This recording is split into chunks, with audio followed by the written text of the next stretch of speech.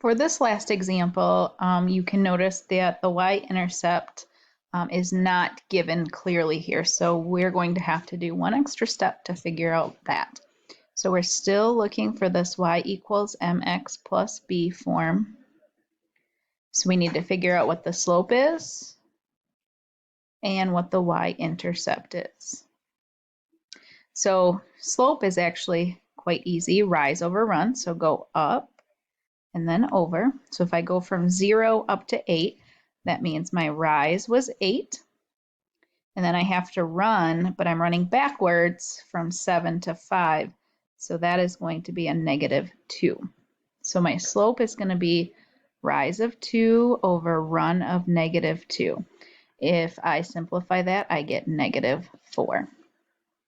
So I can put that in my equation. So now I have that much.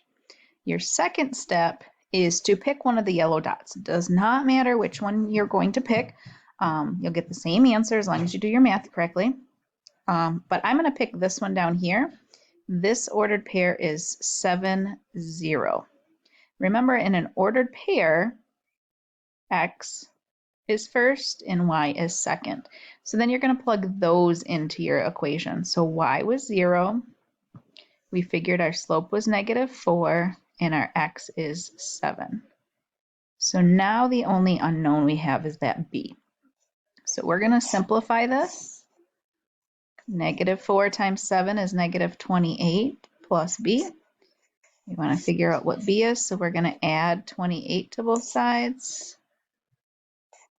0 plus 28 is 28.